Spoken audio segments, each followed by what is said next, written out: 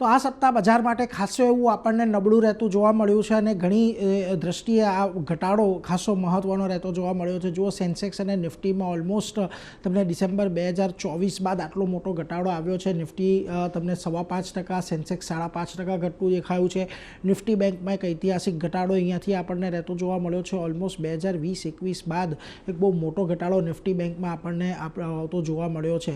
Mid cap અને small કેપમાં આ સપ્તાહે વેચવાલી રહી છે, પરંતુ અગાઉ આપણે જાન્યુઆરી મહિનામાં એક બહુ મોટી વેચવાલી સાપ્તાહિક ધોરણે જોઈ લીધી હતી. એની સરખામણી ઓછી છે, છતાં પણ 4.5% જેટલો તમને મિડ કેપ અને ઓલમોસ્ટ 3.5% જેટલો સ્મોલ કેપ આ સપ્તાહે તમને ઘટતો દેખાયો છે. હવે આવો આજના કારોબાર પર તો આજના દિવસે જુઓ મહત્ત્વના લેવલ હતા જેને તોડીને નીચે આવ્યું છે. ઓલમોસ્ટ 500 પોઈન્ટનો ઘટાડો નિફ્ટીની અંદર આવ્યો. 23,151 પાસે બંધ થયું છે. સેન્સેક્સમાં 1500 પોઈન્ટનો ઘટાડો આપણે જોઈ રહ્યા છે. નિફ્ટી બેંકની અંદર ઓલમોસ્ટ આજના દિવસે 1300 પોઈન્ટનો ઘટાડો આવ્યો. 2.5% જેટલું દબાણ અહીંયા તમને જોવા મળ્યું છે. એટલે ખાસ કરીને તમામ ઇન્ડેક્સની અંદર આજે દબાણ હતું અને મિડ કેપ અને સ્મોલ કેપ પણ જુઓ એક મોટા ઘટાડા સાથે જ આજે બંધ થતા દેખાયા છે.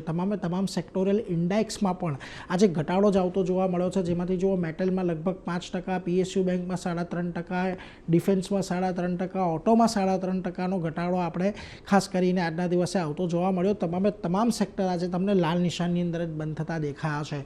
બીજી તરફ તમે આવો ખાસ કરીને નિફ્ટીના કાઉન્ટર પર તો આજના દિવસે તમને L&T, Hindalco, Tata steel, JSW steel આ બધા કાઉન્ટર એવા રહ્યા જેમાં સૌથી વધારે વેચવાલી આવતી જોવા મળી.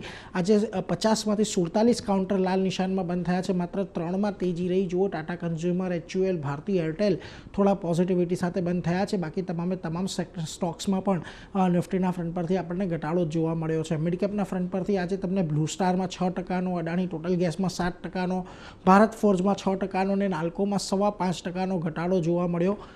કેટલાક સ્ટોક હતા કે અહીંયા પણ આપણને થોડી ઘણી પોઝિટિવિટી જોવા મળી છે, જેમાં Muthoot finance, NTPC green, NHPC અને ફિનિક્સ મિલ્સનો સમાવેશ થાય છે, પરંતુ કશે પણ કોઈ બહુ મોટી એવી સિગ્નિફિકન્ટ તેજી આપણને જોવા નથી મળી.